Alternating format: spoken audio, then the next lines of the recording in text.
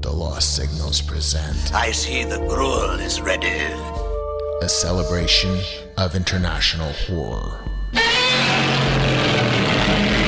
and another Halloween sequel Michael Myers is outside. with in-depth analysis, تو پسر خوب هستی.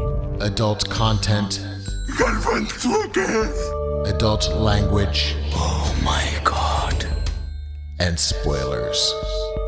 Сталкеру нельзя входить в комнату. Join us. Aren't I lucky I got a chunky bit?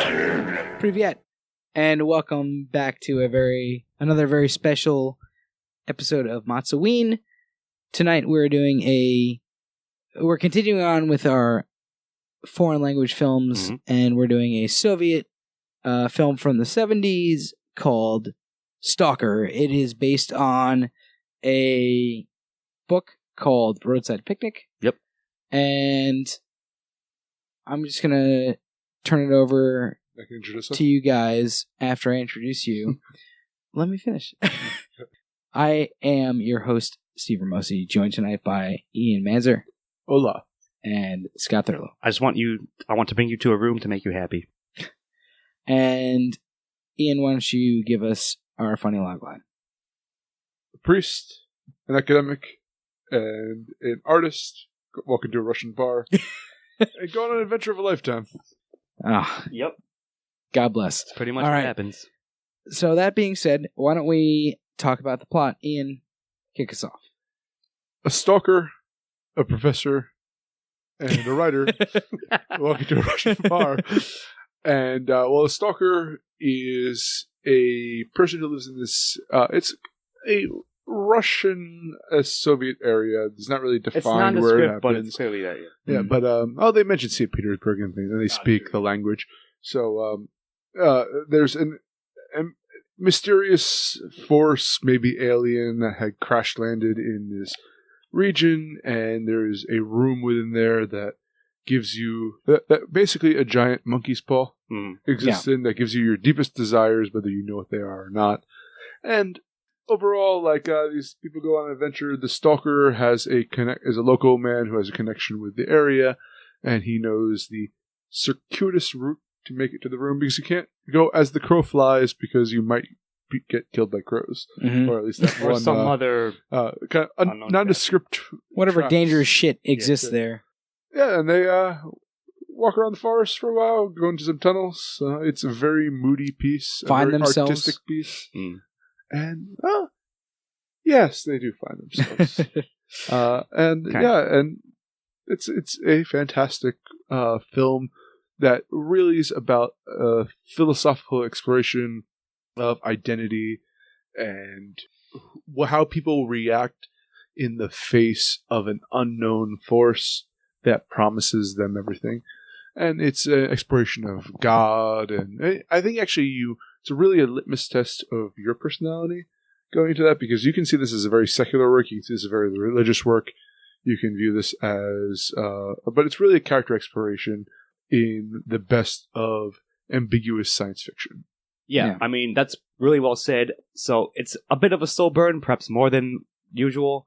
But yeah, it's an exploration. I believe the director, Andrei Tarkovsky, specifically wanted to set out to do a character piece, but using the mystical wish-granting room / in the exclusionary, mysterious zone as a device. And yeah, so I enjoyed it quite a bit. I don't know. I'm easily going to give it a 2. I could be convinced of a 3, but I think what I might say ties into when it gets to me in themes next. It's more of an exploratory piece for the characters, for the philosophy, for the mindsets, a la the litmus test, as you mentioned, E. Right? You sort of see what you want out of it, but the plot is very simple. One guy who has a connection to this weird place takes 2 other people who are searching for something or someone or something within it, and it just not devolves, but it sort of turns into, from what you think might be an action adventure kind of story, to a soul searching piece. So I quite like that kind of stuff. I don't know if that makes it a hugely compelling plot. It's a good device, 100% for sure. and I was carried along with it. But I'm looking at it pretty strong 2, but not dead set. So, boys, what do you think? So I think I might give this a 3 because it got me at the beginning. There are points. I agree. There are points in the middle where perhaps it lags, but I think it's helped along a lot by like the meandering philosophical nature of the entire the entire point of this film. There is, and like I don't want to get too deep into themes because we're going to talk about that in a minute, but they're tied together for sure. I feel like the plot of this is that's exactly what I was going to say, is very deeply tied into the themes. Is like, it's just, you almost can't separate the two. There is you almost never, what I love about this movie is you almost never get your feet on solid ground. Like, as soon as you think that you're going to, it's just another weird segment. Section of the film. And for me, this is a very long movie. It's almost 3 hours long. I don't think I didn't feel like it ever really lagged in terms of my engagement with it. It certainly did. There were points where it was slower, which is what I mentioned earlier. It's very drawn out, as I said. Yeah, but there was always something that I was this is a weird thing to say, but even at parts where I was not fully engaged with the movie itself, I was thinking about the previous philosophical the broader arguments about the themes that had brought up, and maybe that is the theme. So good interjection. Perhaps I will give it a 2 because of that. It's the plot isn't the point of it almost. I almost gone. I get what the plot of this was, but I almost don't understand why a lot of the plot even happened. I guess it was all, but I mean, I do understand why it happened because it was all in service of the themes. But it wasn't. Right. It wasn't plot service. It was theme service, I guess.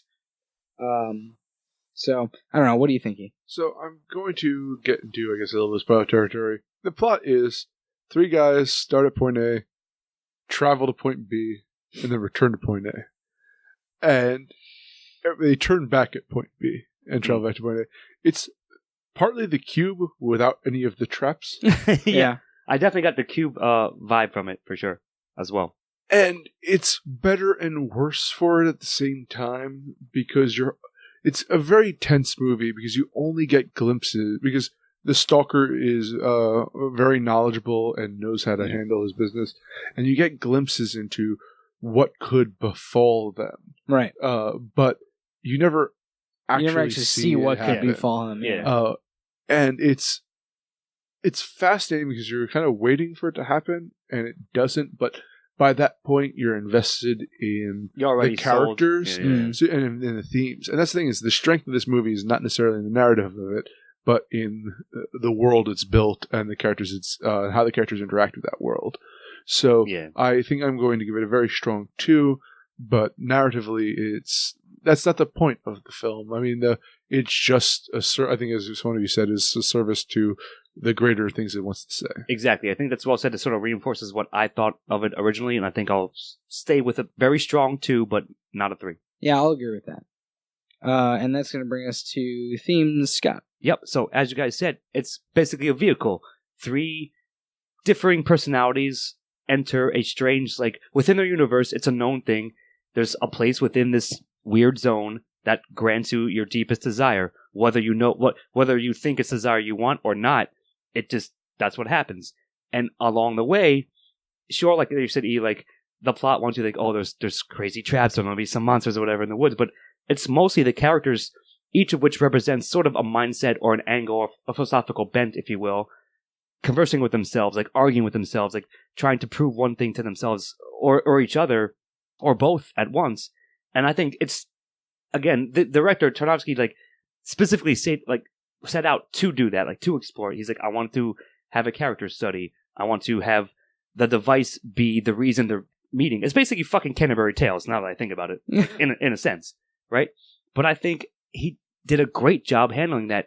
They're just having a go at each other, and also almost like looking inward upon themselves as the journey gets deeper and deeper into the zone, closer and closer to the room, what the room represents, whether they should or should not go into it, why they shouldn't go into it, or why the Stalker, in fact, tries to convince them both to do it.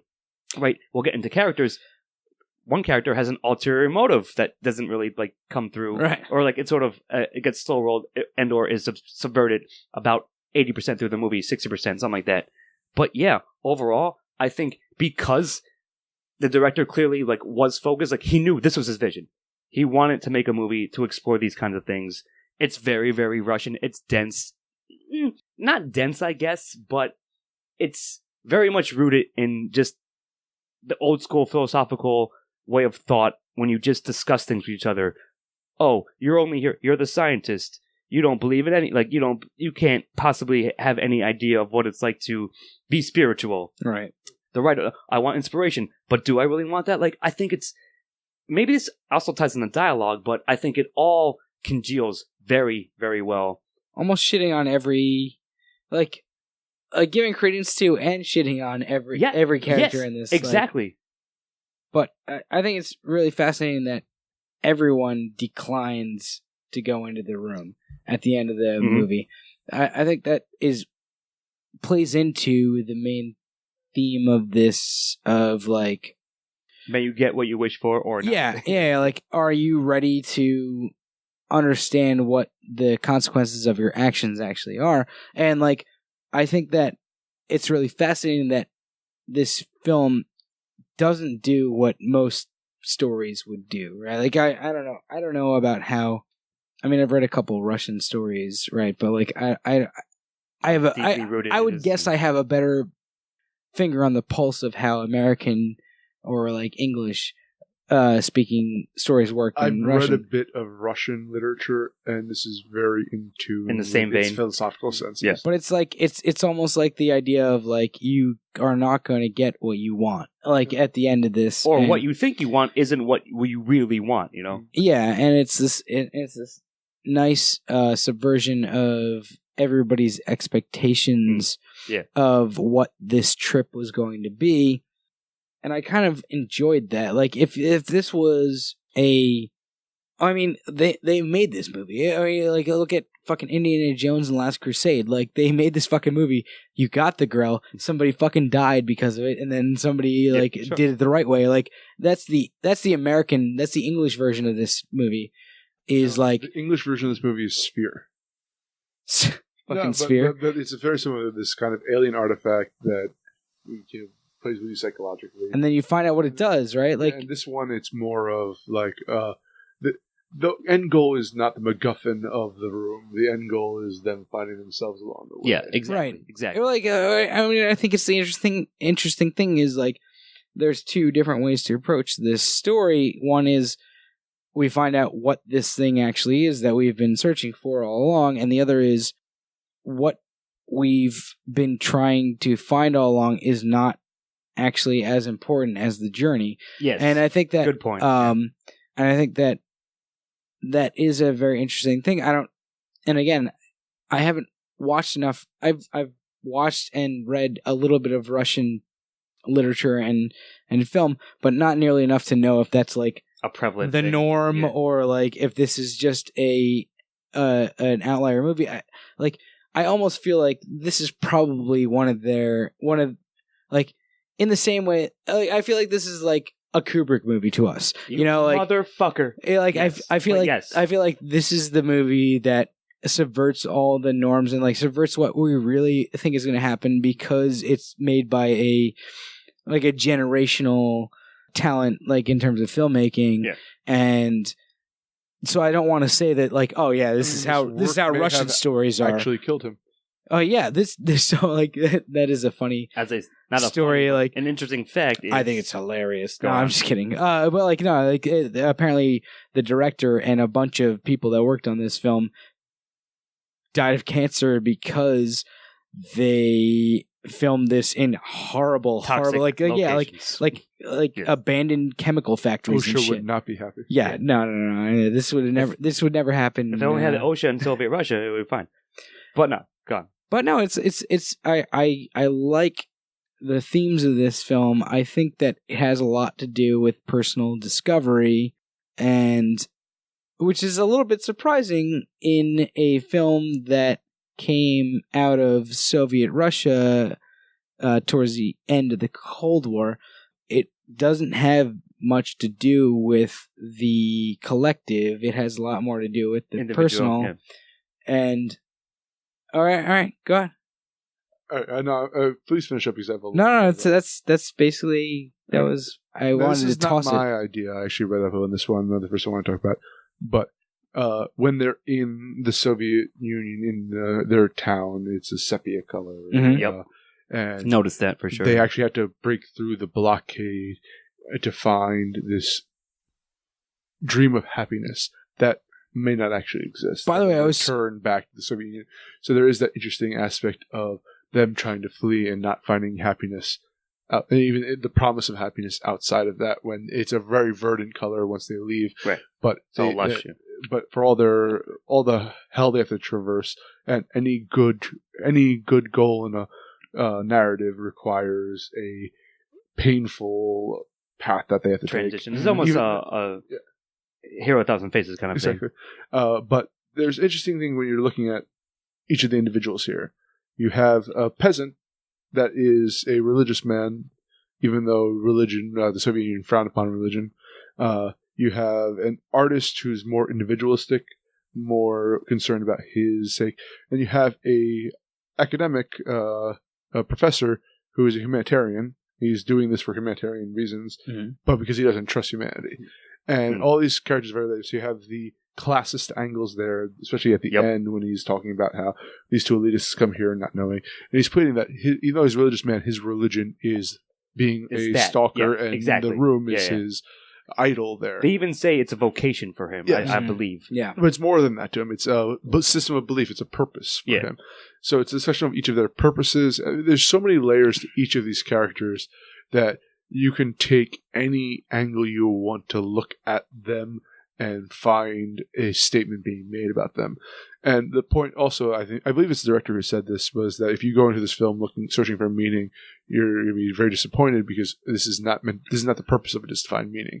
The purpose is to explore the journey of it. Yeah, exactly. You both said that, and I think that pretty much puts a cap on. I'm giving it a super strong one because I think, again, it was almost built from the ground up to explore the themes that he wanted to of all that stuff. And it's going to bleed over into characters, which we'll get to in a minute. But yeah, for sure, I think the way he layered the themes within the characters, and as the plot goes along, it was pretty brilliant. But so I wanted to, maybe I missed something, but like, what's the collectivist argument? Well, you have the humanitarian there who wants to destroy the room for the sake of humanity. Mm-hmm.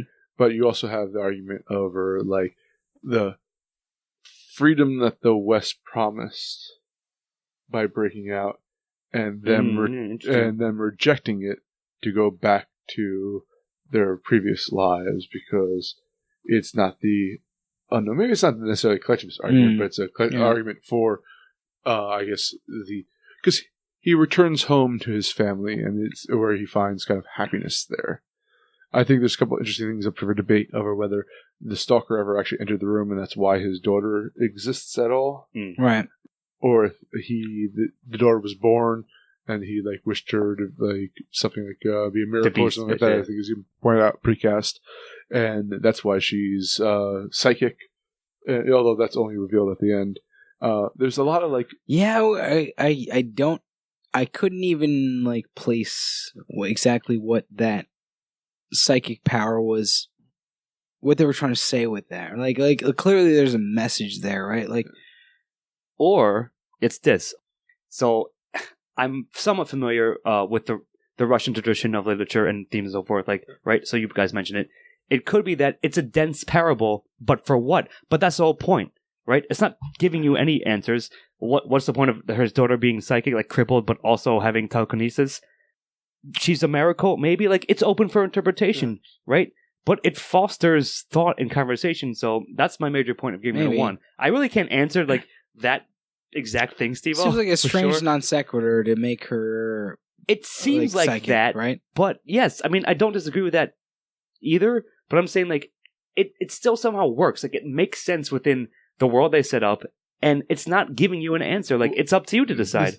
One of the interpretations I could see is that why he has such faith in the room is because he had been there earlier, and he has actually proof And it of granted the him his miracle, wish of that. even though it was a monkey's paw, wish, as in yeah. all of these turn out to Right. be. So he Yeah. gets this. He gets this daughter who has powers, but also she has no use of her limbs. Yes.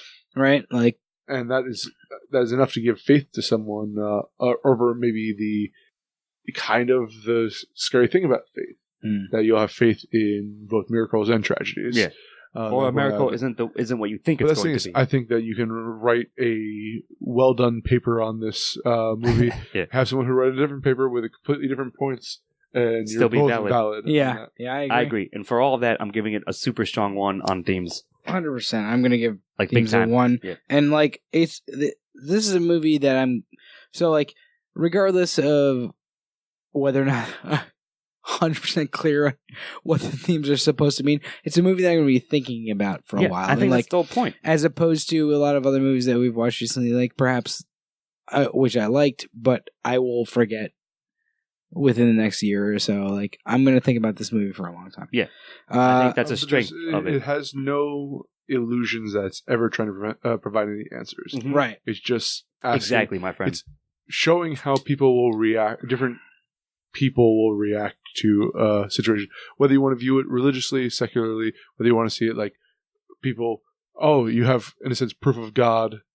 Would you be able to handle that? Yeah. Especially if your lives are built on individuals' art and academics and Absolutely. science. Like it's many Exactly. different ways to interpret. I Yeah. think for all that, it intended that, and I think it executed extremely well. Yes. I love it. We're gonna move on to we all gave that ones. We're gonna move on to antagonist now. That's gonna be me. It seems an easy, obvious one to me, but I mean, I guess it's the zone. It could be called the antagonist. Our own human nature, perhaps. Yes, of course. I'm sorry. But like You don't have an that, argument. in this movie, that almost seems like a cop out to me to some extent. I'm not sure that there's a strong antagonist in this film. The antagonist is like almost trying to move forward. Like maybe I think the zone is the strongest antagonist that I have, and I'm not sure that I'm going to give that a 1. At But the outset, okay. I don't know. It's the zone is a fascinating place, but it feels more. It's a trial Yeah, versus a dice. The it's dice- not actually like trying to It's not against stop them. it. Like it's basically a puzzle that the protagonists have to solve. It's not actually trying to like actively stop them. Thwart them, yeah. I don't feel, and like that's the other thing, because you never actually see any of the negative aspects well, you do, but of the you see the zone. aftermath of it. Yeah, I guess. Like, so there's one point where you see like one of the washers that they've been throwing is like hung in space, but that's not super clear that that's the case. Well, Like, you see the bird shift. you see the bird So shift, there's like temporal, physical aspects to this. but it's like a lot of being nervous. I like what this movie does with antagonism, but I'm not sure it's a strong antagonist. I like that's the best way I can say it, I guess. The antagonist doesn't reveal itself until the, I guess, penultimate scene when they're in front of on the cusp of the room. Yeah. Yeah. And I think I then because that's when they actually feeling antagonism there, when they're at the precipice of getting their heart's desire, or the one character's destruction, his goal is the destruction of it, and them actually they have had real conversations about all of this, but the real conversations about the repercussions of their actions. And I think that's that weird spot where they're about to attain their desires and are confronted with the reality of a situation. And they all turn back, which is the super interesting thing, right? Like, in an American movie or in an English movie, like, they wouldn't turn back. No, one character would have gone in. Right. Yeah, at least one for sure. Like, in this one, they were like, oh, we don't want to fuck with this shit. And that's where the antagonist is, right there. I think I'm largely on board with that. As someone is going to say, like, now you mentioned, like, wrestling with your own existential crisis, more or less. And of course, that's always going to be pretty effective. But it's not just that. I agree, E. It's more like they come to a point, like they've come so far, they've gone through so much, even if the zone hasn't necessarily manifested the traps that were implied earlier, or like said to exist. In fact, if anything, it helped them get there. He even says, like, the zone let us through, right? Mhm. I believe the Stalker says that. So yeah, but like, it's set up as if that's going to be the case. But yeah, then they have like a physical altercation and a philosophical altercation at the cusp of it, and they're just wrestling with like whether or not they should. And I think perhaps, yeah, maybe it's like more Russian influenced, the fact that no character crosses a threshold into the room. They all leave and go back and like return to their lives, like whatever that may be. But I still think they felt the weight of it. It came through to me. The characters felt the weight of themselves, of each other, the whole way through, and especially again on the penultimate scene, as you said. So I think it was effective on that front. It might not be a traditional antagonist, I guess, right? But I still think it was ingrained in the story itself and shown through to me to give it a 1. All right. That's my argument. I'm going to give it a 1. You guys didn't have to work too hard to convince me, but you definitely convinced me. Okay. Yeah, I'll give it a 1. And as long as we're all giving it a 1 for that, it's going to bring us to protagonists with Ian. Now, you could make an argument for all three: the professor, the writer, and the stalker. But I happen to think that the stalker's because he's the bookmark of this. I thought you might say that. You see his outcome at the end. It's really his story of guiding them. Yeah, and also with his, in a sense, battle with faith throughout it. He has a very good arc, a very believable arc for something that's science fiction, over whether he is like, does he want to be the family man at home and be with his family that adores him, or does he, or at least the wife wants him there. The daughter seems very distant because she is a psychic, but he feels his true home being the Virgil to the wanderers through this hell. And I think he's a very interesting character, especially in his dreams when you see, and it's also interesting thing that he has a lot of wisdom compared to the intelligence of the people he's with.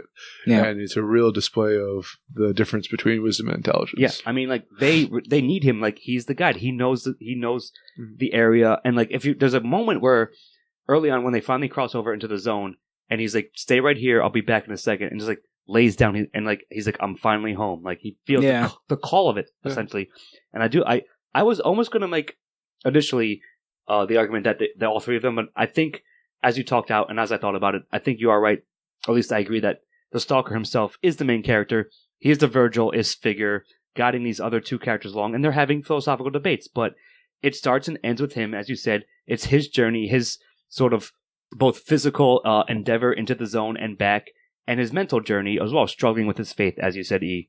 So yeah, and I think it was very well portrayed. I'm sorry, he's the Russian actor name from the 70s. Give it to me, Steve. What's his fucking name? His name is Alexander Kaidanovsky. Sure. That guy played the Stalker quite well. And yeah, I'm going to call him the sole and only protagonist, but give him a very strong 1 because of everything you said, and basically piggybacking on it that, yeah, it's for sure his story, his journey. He's dragging them along. Not dragging them, but, as we mentioned. And I don't know if he has... How shall I say this? I think he comes to some sort of realization, but I don't know how impactful it will be in the character's life if indeed we followed it after the end. Oh, no, he's going back in. Yeah. Because it's his fate. I think that's the fascinating thing. Like, as much of an arc as he has in this, he is still feels the same.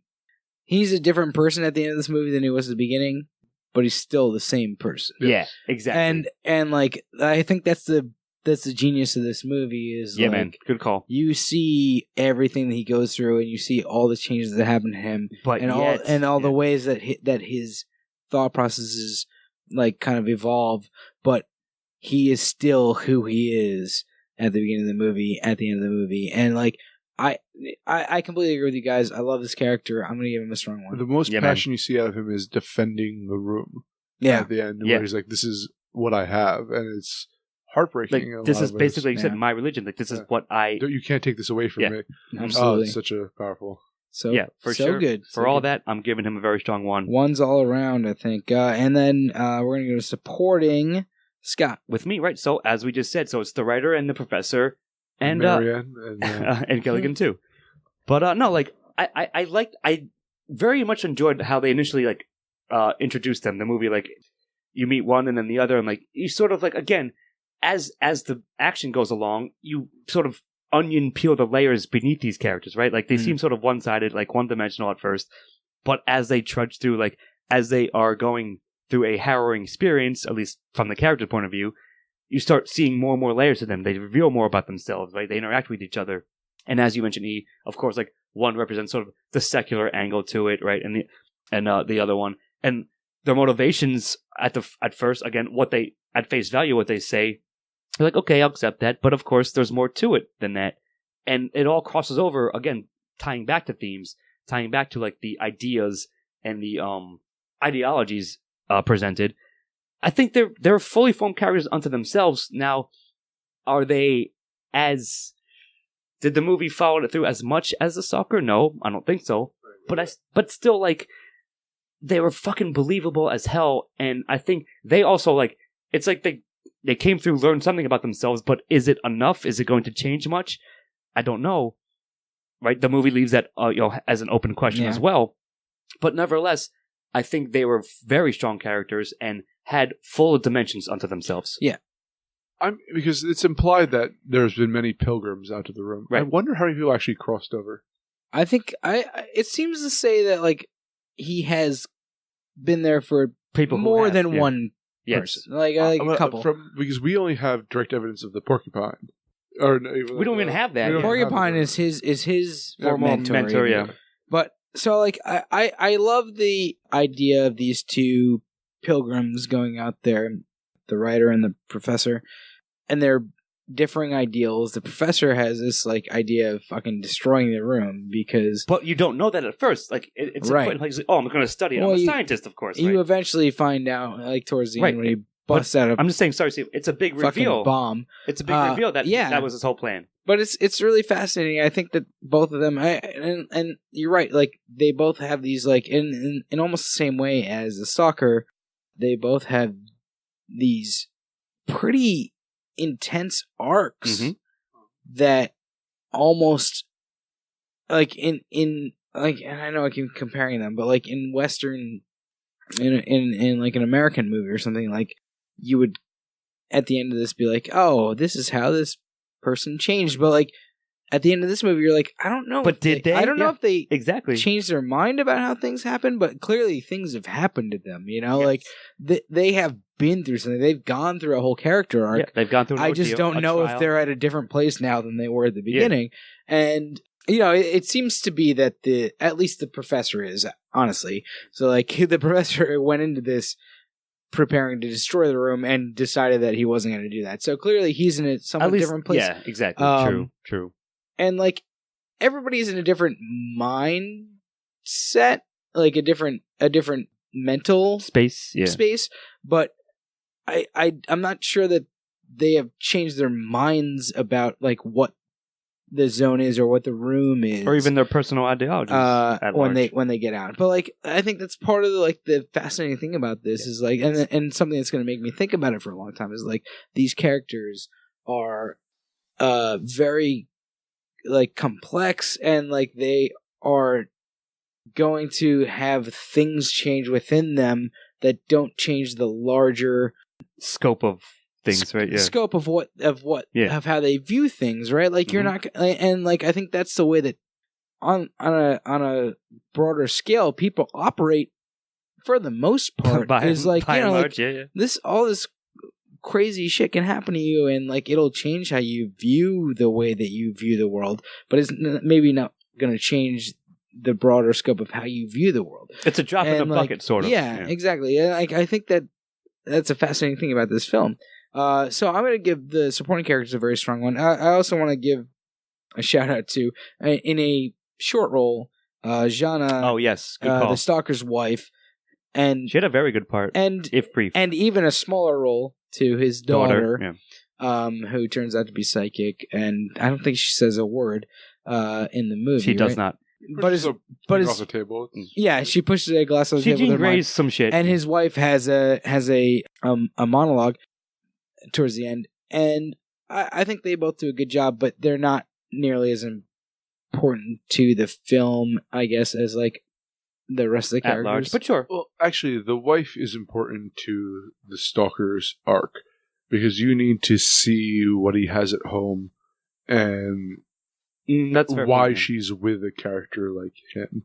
And that ending scene where she makes her impassionedly over, like, I know what I got into marrying you. And Barry said not to do It's it. like fate, yeah. But, like I would rather the bittersweet love because that can be happiness versus the Sure. grayness, even though they live in a sepia world.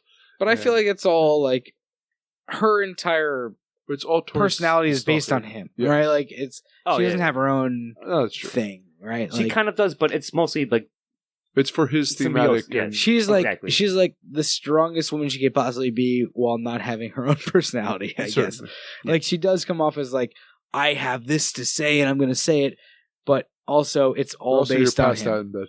Yeah. Yeah. Yeah, exactly. But you're So like, I'm going to give it I'm going to give supporting characters a 1. right now. Good call mentioning her, but overall, very strong 1 for me as well.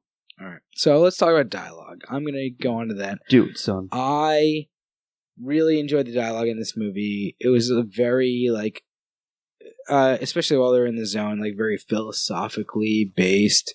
And like it felt very much like Russian any other Russian Yes. philosophy that I've It's ever the most Russian read. part of it, if and you like will. you know you get into like these almost nihilistic threads at some points, but then there's also like very like religious bents that they go on. There's like this movie goes all over touches the a lot of place bases, dude. in terms of its philosophy, and that's all done through the dialogue while they're in the zone. Or not all, but like mostly while for the they're in most part, zone. yeah. There and the best part about the dialogue is it's all done while they're doing like the most. They're trying to be non-dramatic, dramatic things. They could be like, I'm going to go lay down in this water for, Yeah. and then talk to you about philosophy, or like, Yeah. you know, like just very like I They're like exhausted. They're I'm like, gonna- so that's- what do you think about religion? that's getting into style, I guess, a little bit. But Sure. like, I loved how they did it. Like, I have to go lay down now and talk to you about It's philosophy. weird because it's super pretentious while not being pretentious Yeah. at all Yeah, at the it's- same it, time. right, it It's straddles really that weird. fucking line. Can I man. say it really reminded me of like a lot of parts of this movie really reminded me of, and I feel like, and if you haven't done this before, I think that's weird, but like it reminded me of like when you're younger and you are sleeping in the same room as your friend or whatever, and you just like are both laying down, it's a dark room, and you just start talking, and like you just talk for a while. Like a lot of this movie reminded me of that.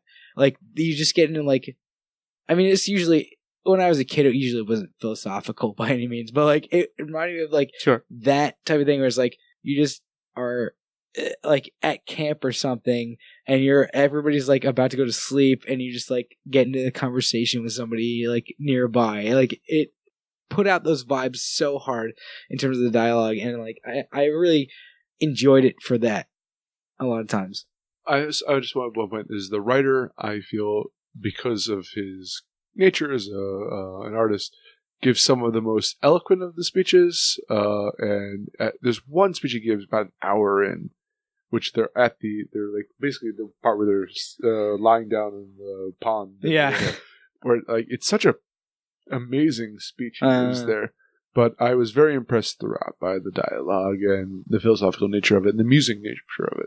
Yeah, I agree. I mean, I gravitate towards this kind of stuff, and it was probably some of the better, if you will, like foreign dialogue. Like I know the translation is a translation, like it's subtitled, but for what was there, yeah, it was some very interesting and compelling philosophical dialects that they're going back and forth with each other. Absolutely. And yeah, like exhausted in the field, like anyway, let's talk about what God means, like right. But like it seems jokingly, but it's portrayed very, very well. As you said, Steve, like it's over the top without being over the top, like in a strange way. They're not like they're not exaggerating it, but it's heavy stuff, Yeah. and it all works. Also because they all have such divergent viewpoints yeah, of right. the world. It's something that you can feel they naturally debate about. Yeah, exactly. And I it, think like what I that's a good love, cap what I off. love about the discussions between them is like they all do have very naturally divergent viewpoints, but they don't come to a head ever. They all like just say their philosophy, And, well, then sort of the other person. Oh, I mean, and at some point they one get into a point. fist fight, Yeah. but that's because somebody has a bomb. Well, like for most part, Fair when enough. they're talking, it's like, oh, I'm going to say what I think, and then I'm going to say what I think, and I'm going to say what I think, and they're Yeah. like, oh, interesting, check whatever. out Like, Shmessa. yeah, There's one. I'll cap off with the one I like the most. It was the writer when it's about halfway through, and he hasn't quite revealed like his full motivations, if you will, but he does reveal like, I want to go there for inspiration. But if I already if it tells me I'm a genius, then what's the point of writing anyways? yeah. Right? If I already know I'm a genius, I love all of his Yeah. shit, man. It's so like that got to me, but everything, all of that, I need to feel like It's I a- have something to prove. Yeah. It's every doubt that everybody who has ever had a writer yes, had. exactly, Like, sure. But- everybody who's ever been a writer or tried to write Had that like thing. has some of those doubts that he has. But yeah, I'm that just saying- he said. That was the moment for me, but all of it is top notch, and I've got to give it a very strong one. Absolutely. All right, let's talk about style, Ian. Holy shit, dude! Woo. oh my. This is one of the best shot, one of the color in this, or the lack thereof, is fascinating. Yep. The way, so I forget the exact thing. I think it's 124 shots in this entire film. Yeah, The average at a minute 20 or I I think something that's like what it that. was. Yeah. Yeah, like It's and like around there. some over 4. Like the shots are so long. And the It's- way he frames faces in this are absolutely astounding. I read one thing where they're saying that no one did it like him before. Yeah. Like the way that he just was able to show these people in the situation. It's absolutely like this movie's worth watching just for the visuals if you and stay for the philosophy. Like this Yeah. is Yeah. like the soundtrack, like everything about this is absolutely amazing, and it's certainly I think that Moonlight is perhaps one of the most artistic pieces I've ever seen. This is same if not better. Coming up there, yeah, man. Rivals. Like, sorry, I agree. Like, I thought to myself, this movie is Kubrick X, if you will, while watching it, and yeah, like from the moment the first opening shot, the sepia tones in the city, and like there's only one piece of music. Like, if you guys notice. It's a motif. It recurs. It's the same piece of music. Yeah. It doesn't change, and it like pops in here and there, like at clearly like targeted points. And then the sound design blew my motherfucking mind, man. Like when they're out in the zone, and it's as if you're in nature, like you're in like back in the Middle Ages or something like that, where like it's dead silent. Like there's hardly any insects, or like you'll hear like a drop of water like in the distance. I would love to hear this, have this movie played like on a really sweet like movie theater soundtrack, but even using like my very small scale one that I have here, it still was noticeable. It was still effective. And yeah, dude, the visuals, the shots, right? Steve and I were like, holy shit. They get to the zone like, oh, in full color now, right? Yeah. And like, and not then- even full color, like super Yeah, vibrant, lush as like hell. Oh my god! So like, it's a great juxtaposition because it slows the shit out of you. And then at the end, when they go back to the city, it's back to sepia, Yeah. right? And that clearly, I think, ties in to, as we were saying, to themes. So yeah, I really can't say enough about the style of this movie. It's incredible. It should be seen. And yeah, like maybe like some layman be like, oh, the shot's going on forever, but there's a fucking point to it. Like it's not wasted. It's all building upon itself in the best way. And my God, did I love the style of this movie. Yeah, the long shots in the movie, like I will give credit where credit is due to a good edit and like a good long like short shot edit. Like if you can edit something really well, but this movie it wanted. I want you to be there. It wanted Yeah. to linger, and like Yes. it did it so well. Didn't like because of how long the shots were. I feel like it shortened like how long the movie felt to me. This is almost a 3-hour movie. It's very long, but it didn't feel that long. And it doesn't like weigh oppressively upon you, like, oh, it's taking forever, right? And I think it's because like they had these really good shots. Yeah, hell yeah, And dude. these good long Weighs shots. oppressively on the other ways. Yeah, but not in that way, which is another genius point of it, I think. And there's like so much. There's all these like as you guys mentioned, the cinematography is incredible. The sound design is amazing. The sets they got that killed people. So like that's exactly what I was gonna say. Is like they go into these environments that are just fucking literally toxic. Like people died because they filmed this movie. Like they went in, they filmed in like abandoned chemical factories, like down this. Yeah, exactly. Yeah, down the way from like effluence, like rolling down river. They're like, let's get your ass in there. Like go fucking wade around in that shit. And like you can see it in the movie. Like there is just gross water that they're like wading nobody around should in. be in that water right now, especially not actors making a film. And yeah, they shouldn't have done that. However, it makes for a really does make for a hell of a movie. Impressive. It makes for a really impressive, like overall style. Can't say this. They went all out for their art. I mean, it shows. Unfortunately, like. And unfortunately, they're all dead. Tragically, people died, but it still looks incredible. So, but I am going to give it a very, very strong one. Yeah, exactly. I'm going to give it a very strong one. So let's move on to recommend with Scott. All right, I'll bring it home. Hell yeah, I recommend Stalker. So I was like aware of the existence of it, and that it was loosely based on Roadside Picnic, which you had mentioned, Steve-O, that you had read a couple years ago. And they also made a video game, like again, loosely based upon it. So I was kind of more familiar. That was like my window to it. But yeah, having sat down and seen it. It's fucking super impressive. Possibly, I know it's like part of our foreign like endeavors this season, but yeah, it's probably one of the best within that. And just in general, I really, really love this film. It's easily available. I believe we rented it on Amazon. You can get it easily enough. And I think if you're into it, if you're willing to like, I don't want to say commit, just put your phone down, whatever. Sit down in front of the fucking in your TV and put on Stalker, and I think you will have a good time, or you'll be impressed with it, and it will engage you.